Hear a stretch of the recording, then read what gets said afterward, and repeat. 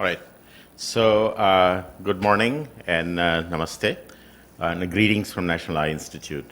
And thank you very much, Bhavnaji. Thank you very much for your continued collaboration and assistance. And want to thank our good friends, and Dr. Lalit Verma is here, and he's always gives us an opportunity as the scientific chair of this All India program. And this gives us an opportunity to come and talk to you. And the goal is to essentially to expand Indo-US collaboration. We've gone through some, ups and downs, rocky relationships in terms of work, but we are making progress.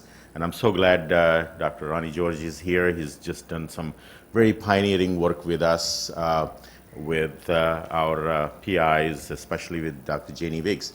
So and of course, Dr. Namrata Sharma ji is here. She's been a great pillar in terms of supporting our collaboration. So it's and let's make it also my style. I'm very informal in terms of everything except just putting on a tie. So I would encourage all of us to really stop me anywhere and have an informal discussion on any topic that relates to Indo-US relationship.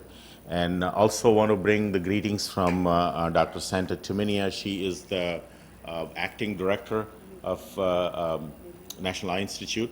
We have a change in leadership. Recently, Dr. Paul Sieving, who's been here before, attended and has visited India a few times.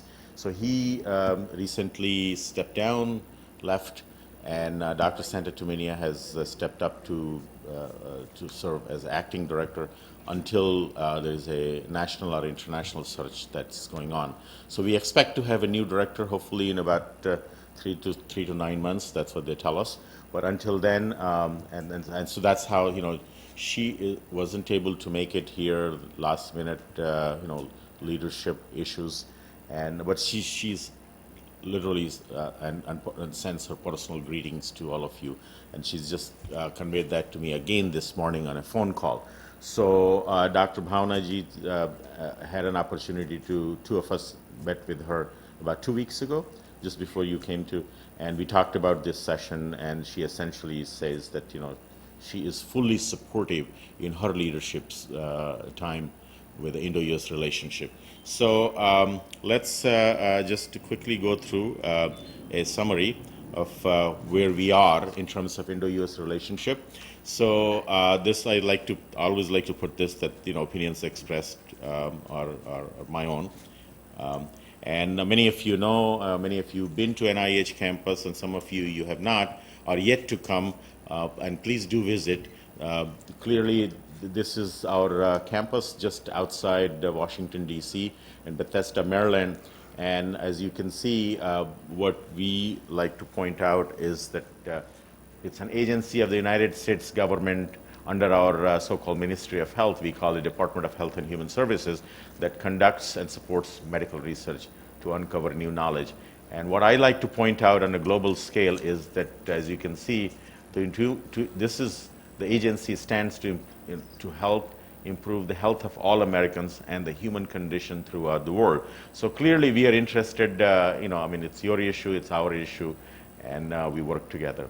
And there are 27 institutes within NIH, so National Eye Institute is one of the institutions with our goal is to conduct and support research, training, health, the information dissemination, and other programs. So 3 main goals, as you can see, that supporting research, training is a big part of it, and dissemination of information. So clearly that's, and that whatever that needs in terms of supporting and in respect to the blinding eye diseases, any kind of visual disorders, mechanisms, basic and clinical applied research, and any health-related issues. So all comes under, and NEI at this point is one of the medium-sized institute with a budget of close to $825 million per year.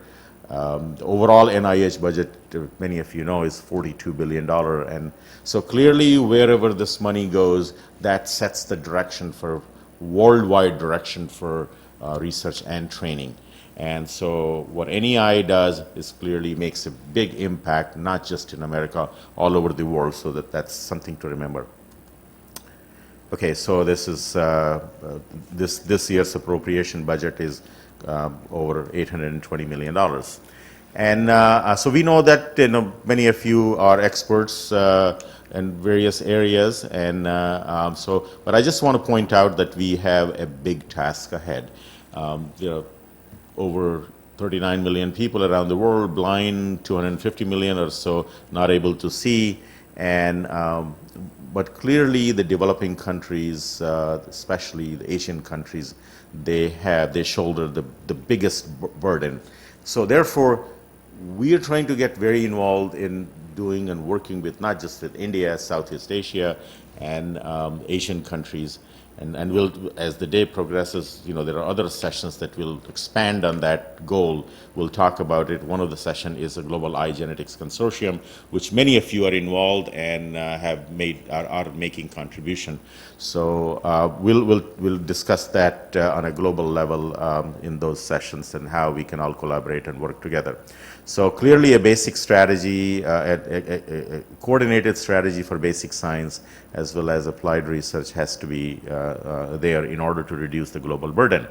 So what is our view? At the National Eye Institute, which is, some people like to call it an apex of basic eye research, we support a huge amount of, close to 85% of our budget, which is over $600 million, just goes in terms of grants, just supporting PIs, not just in the US, all over the world. And as you know, this is an agency's grant called R01, which anybody from any part of the world can really literally apply. So all we are looking for good science. Okay, so we believe the global science is interconnected, and we are very actively involved in global research, seeking scientific opportunities, identifying our shared priorities, or finding unique opportunities. That India does have a lot of unique opportunities, and I'm so glad Dr. Ronnie George is here. He's done outstanding work on very unique patient population, working with some of our leading investigators in the U.S.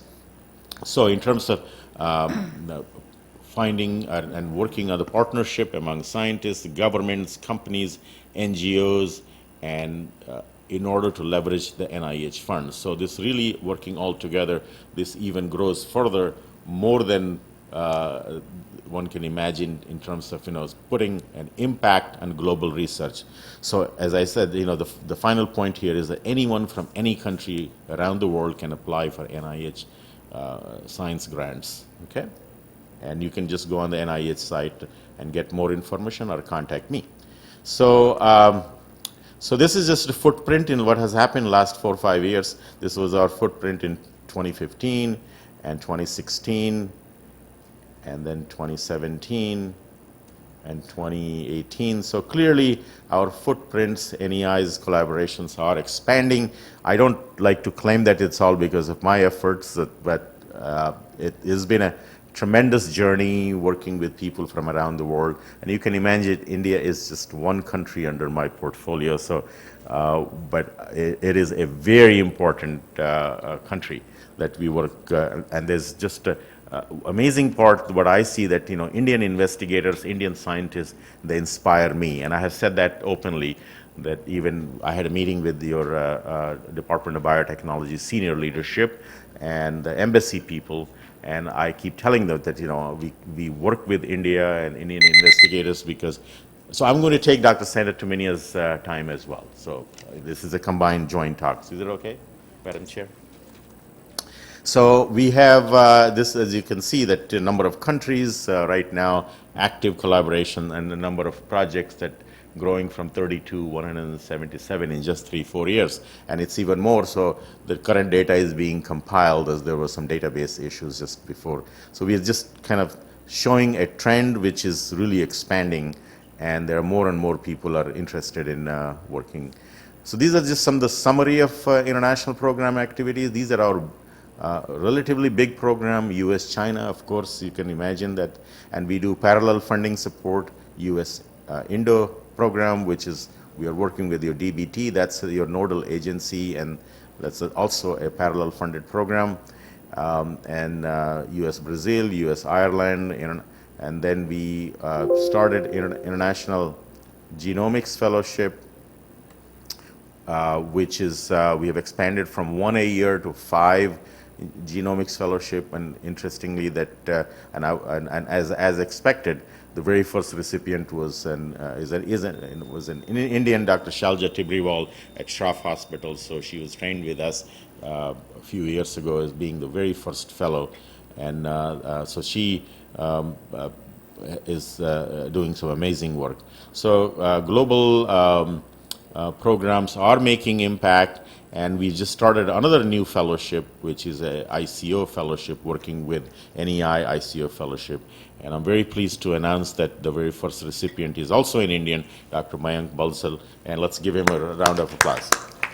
Dr. Mayank is here. He'll be coming to, he's the very first recipient of this most prestigious fellowship, which we just started and signed. The deal was signed with ICO president at the last ARVO meeting in Vancouver, and this is a global competition, and Dr.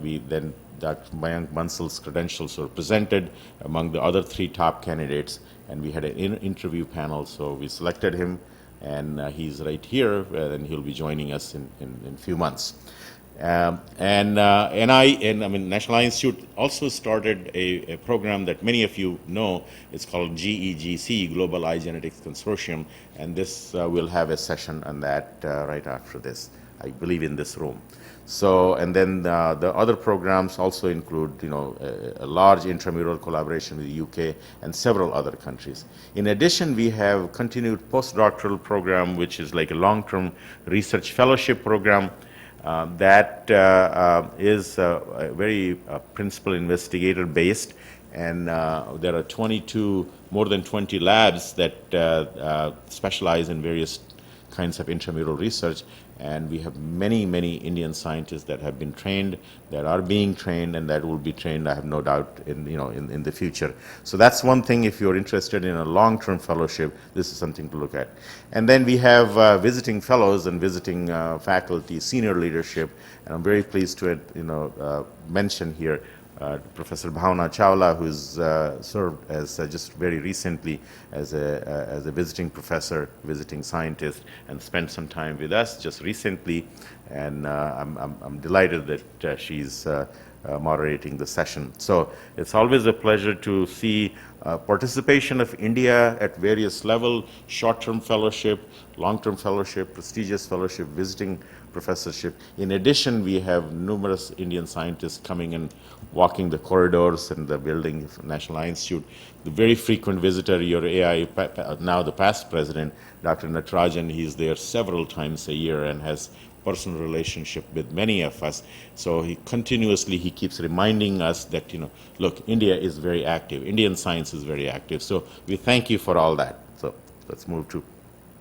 So Global iGenetics Consortium will have a session right after this, and I'm also delighted to see Professor Paul Baird from Melbourne, Australia. He's just arrived. He's sitting in the back, and I'm assuming that Rajasthan was good for you and your family. So welcome, Professor Baird, and we'll have the next session on that. So let's keep this slide for the following session.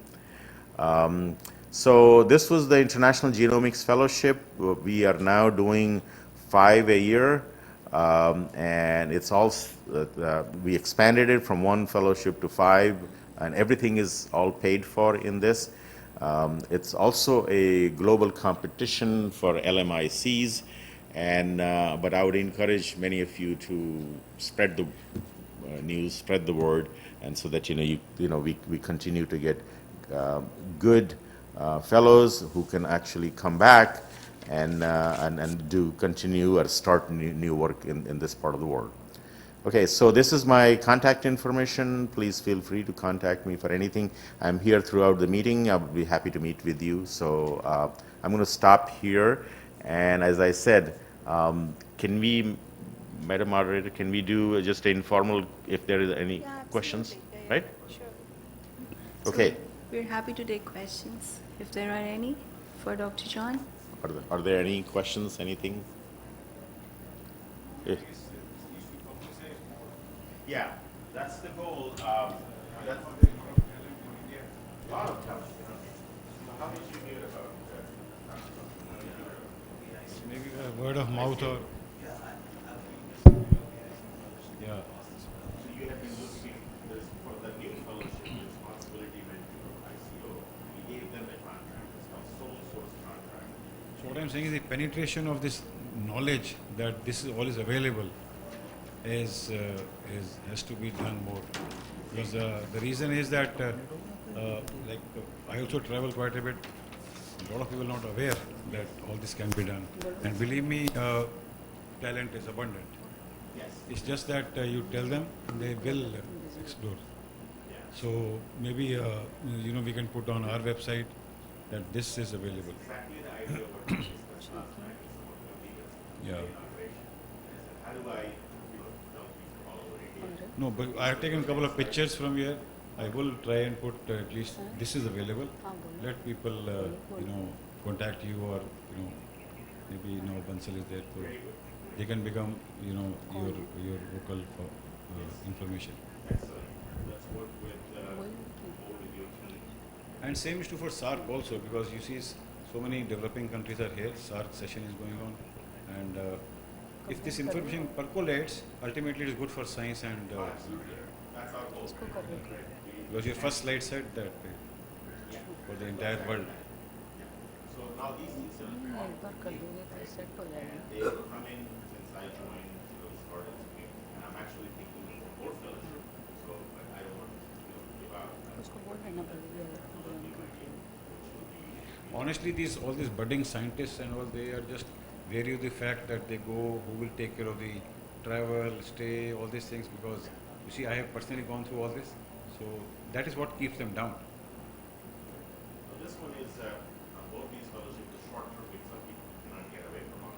Maybe we can put some interviews of Bhavna, Mayank, and how is their experience. This may, audiovisual, they will motivate other people also to explore, at least explore. Oh, I'll be more than happy to do that. Yeah, as a first-hand experience, I totally agree with Sir that there is lack of awareness and abundance of talent. So we really have to make this information freely available to everybody, and I'll be more than happy to do my part of sharing my experience and like mentoring whoever is interested. Fellows, residents, everyone, so that, this program achieves, the potential that it actually has. Yeah, I mean, your place, as you can see, Yeah. Dr. Bansal is coming to us, and your place is one of the largest training facility in the world, actually. And AIOS is also an excellent platform to take this up. Yeah, so Because it can really reach up to every through. put something, a link that we have on AIO's website. I think I quite agree that it's not publicized as well. Even when you send for that Indo-US collaboration research project, even that people miss, because probably we are not able to take it across to the people who are interested in research. I don't know, somehow it appears it's very difficult to get NIH grants, or the word NIH kind of intimidates people. Or to, of course, Ronnie George has done it, and I'm He's sure. right here. I know, he's sitting beside me, but He has done it. but- Dr. Bansal is here. yeah. John, what I would suggest is that Ronnie is here, Namita is here, the leadership is right here. So we say, here is the man. By your this thing, you can 30-second clip that I welcome everybody, and then Bhavna and Mayank can put in that this is really useful, and Ronnie can put in his clip there. This will motivate. You see, once you click on that and see, oh, ये तो possible है, ये तो कर सकते हैं, तो why not? So let's do it then. Whatever two of you decide today. No, I will. We'll sit together and try to take this forward. Leadership, I mean, we are Yeah, sure. happy with in an interview clip from him. No, now that we know, we'll take it forward. We'll take it Good. forward. Thank you very much. Anything else? I'm happy. I'll be hanging out. The next session is on GEGC. So, as you all know, at ARVO, there is a interest group session where they talk about, someone from NIH or NEI comes and they talk about what is the process of applying for grants and how not difficult it is, because I attended that many years back and I found it very helpful. And so I think at AIOC as well, something like that can be organized where Dr. Bhavna or when Dr. Mayank comes back, they can talk about it and organize a session, telling them what is the process of applying to the grants, and it's not that easy as it's not that difficult as long as you do the proper science. Yes, yes. Mhm. Absolutely. Mhm. So it can be done. Yeah. Lot of them, all the examples are out here. This guy. Sandeep Grover. I just want to add that this program, the ICO and NEI, is a very beautifully conceived program because I strongly believe that translational research is going to have more and more importance. We have very strong clinical work that's going on over here, but the translational aspect is something which NEI pioneers, and that's how I think this is going to be very, very fruitful for all of us here in India. Thank you, thank you. And interestingly, the people you'll be working with, so Rama Chawla, just spent some time working in the same lab with Dr. Bhatnagal and Brian Brooks and all that. And would you like to tell us about your experience that you did some data work, some clinical work? Right? So, I mean, first of all, I would say that, there is no age to start learning. Learning should never stop. It's a lifelong, uh, pursuit. And I was when I went to NEI, I was sort of overwhelmed, with the kind of translational research that goes on there. And I always felt that, India is one place, we have so much of clinical material, but we are not tapping it enough. And, it is very, very important to, incorporate collaborative research in our clinical practice, and that is the way forward. So I had a wonderful experience working with Dr. Brian Brooks and Dr. Rob Hafnagel. They are pioneers of the iGene project, which is how they have put together, the entire genetic sort of information and data for all the US citizens, and they're trying to emulate it in different countries. So I was very impressed by that kind of initiative, and I think that can be used as a model for India as well. And of course, it was a very rewarding and productive experience. And with Dr. John being there, I never felt I was away from India for even a minute. So it was like a home away from home for me. So, so he was always there for any issue, any help, very friendly, very welcoming, very warm. So it was a wonderful experience to be It there. comes from the leadership. So you can imagine that the relationship, Dr. Paul Stevens and with Minia, they've enjoyed working with Indian scientists collaboration, and it has all translated into bigger and bigger programs. We had to start from somewhere, and I remember coming here a few years ago, and all these ideas have evolved, and we had just kind of, I get the idea from you, and then I go and add more fellowships. So I'm starting like this last 2 days, being here, both the evening, and now I've come up with another idea about an international fellowship very similar, the ICO fellowship. This will be global health and other areas, including AI and all that, because India is moving technological advancement. We are very interested. Why don't we create a future in AI and global health? And how do we get the big data and aggregatopathy and all that? And so I'm still just started working on it. If you have any idea, anything, just send me an email. Let me know. What do you think of this idea? Yeah, so I'd just like to, I've been fortunate to get some funding from the joint program a couple of times, and that was partly because we had a relationship with our collaborators, Dr. Janie Wicks, to start with, and getting the second grant was that much easier because we had a history of working together. So both funding agencies look for a history of working together or a history of having published together. And this becomes a challenge when you are applying for a grant for the first time. So you have met somebody, you have an idea, you actually have good material, they have good science, and you can do things together. The challenge comes in not having a publication together and not having a joint, sometimes joint lab work together. So that becomes a challenge in India because even if we want to generate preliminary data on, let's say, a new laboratory technology, which is available only overseas, ICMR does not give you permission to ship a sample. Even if it is just 2 samples, you just need to generate that, yes, you can detect whatever you're trying to detect in that sample in the new technology developed there. So when your grant comes up for funding, the question comes that they haven't worked together. They have not been able to ship a single sample across. Therefore, how do you know that this grant is even feasible? I think we need to, at least at the Indian end, we need to find a way of solving this problem. say something? I think I agree with Ronnie George completely, because I have the same personal experience. We're trying to write a collaborative grant with the Miami Baskin Palmer Institute, and they say that you don't have publications together. Now, if you want publications together, then you need to do studies together. And then again, the same thing, the samples have to go. Now, we were doing a study on infectious keratitis where we had to send samples. Now, it took me 2 years.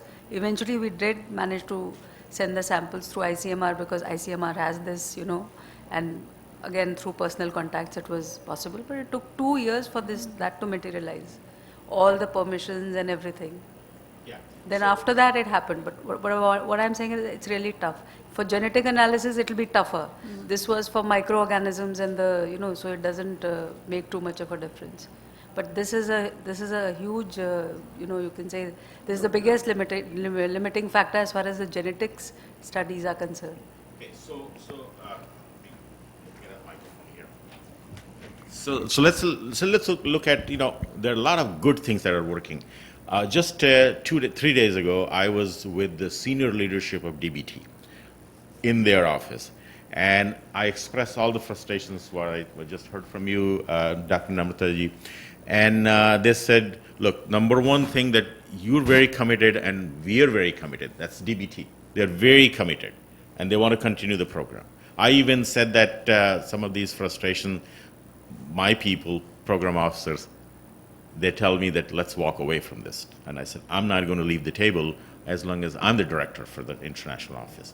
Not just because I'm of Indian origin, but I actually get inspired by the Indian investigators who walk through my office. People like Bhavnaji, stops by and tells me the kind of things that are happening. Dr. Natarajan, he's like constant figure. He comes around. And then many other scientists and collaborators. So I tell them that, look, there are issues.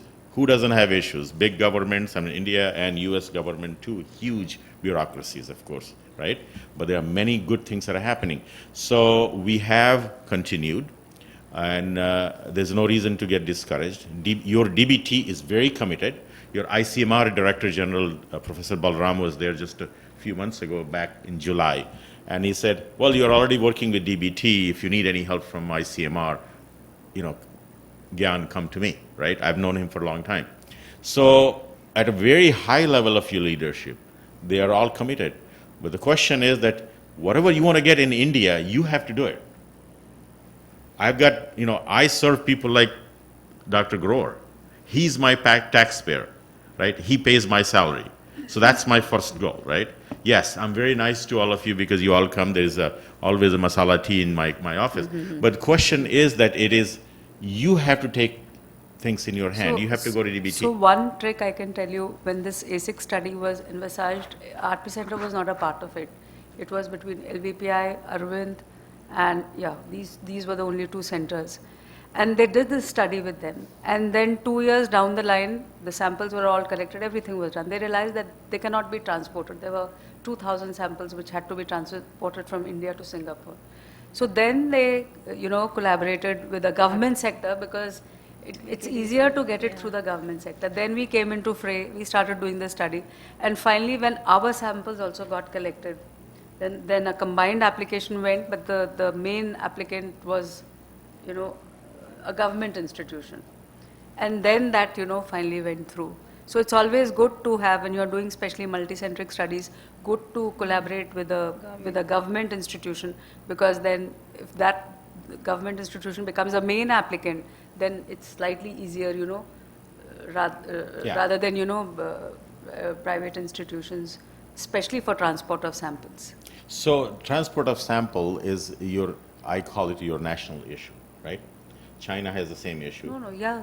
Right? So but there are ways to, and people at Shankar Nethralaya, researchers at Shankar Nethralaya, they not only have one continuing project with Dr. Rani George, but also another one you have a large program in diabetic retinopathy with Dr. Sudha Iyengar at Cleveland Clinic with Dr. Mathwan, right? So they know, they have figured it out, they have cracked the code. Interesting thing is that my boss's boss actually, Francis Collins, he says, one thing for sure, if you don't apply, you're not going to get it, right? So you have to make an effort. There's no reason to get discouraged about, but there are ways. You should get DBT more actively engaged. When they tell me day before yesterday that they are very committed, that's all I can tell you at this point. See, I agree that there are ways of getting things done, but the way things work is you have to have preliminary data. So if you have preliminary data and the grant gets funded, once you're funded, ICMR does let you move samples across, provided part of the work is done in India and you can show that what is going to be done in the US cannot be done that easily in the country. Right. Right. The challenge comes when you are trying to generate preliminary data, because you don't necessarily have a grant to work on a preliminary data and you don't have a funding mechanism at the Indo-US level to generate a small amount of funding to do that. If you have a sanctioned Indo-US grant under which sample transfer is allowed, it's not a problem. Yeah, but to think about it, what you've done is essentially you have figured out what other things that can be done in India, right, which you and Janie Wiggs have figured it out.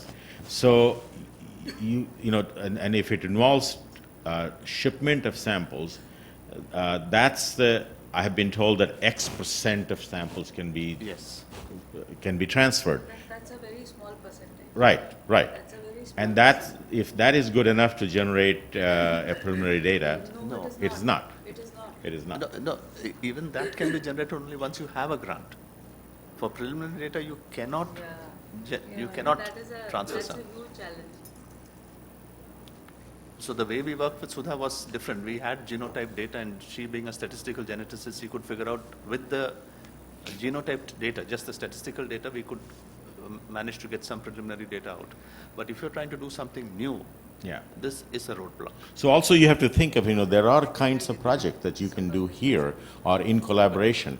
If you try to do everything what can be done in the US, why would US taxpayer pay for that specific piece? Think about it. And what they encourage is that all the genetic analysis you do in our country itself, like you're saying, why would they pay for it? Right. And the samples don't go there. So that is a problem. Then collaboration is only on the clinical aspect of the phenotype, not on the genotype. Okay. And here again, I'll just put it out there because unfortunately, Indian funding agencies don't recognize the importance or the value of the clinical phenotype. I'm not going to comment on that. Yeah. So I don't sure. expect you, but I have friends out there, I'm sure, who agree But with again, DBT tells me at a very high level meeting that they are very committed. ICMR is very committed. And fortunately, I've been part of, even at a higher level, representing U.S. government in health dialogue, U.S. Indo health dialogue. So for the last two ones, they've invited me. I've come, with at our Ministry of Health, so I've come here. Besides AIOS and AIOC, there are other opportunities which I see, being the advisor to our ambassador. So I've sat in those meetings. I've also attended the meetings in Washington D.C. at our Ministry of Health, and even at the very high level, very high collaboration, everybody is committed. Both the countries have such a wonderful relationship. You can see our president is coming in just a few weeks, right? So I'm going to stop here. I'm available all day, the rest of the meeting. Let's continue the dialogue. This is very encouraging. But I tell you, you have, again, all examples are right here, within like 20 feet, 10 feet. So there's no reason to get discouraged. You have to do your part. We're doing our part. Okay? Thank you very much.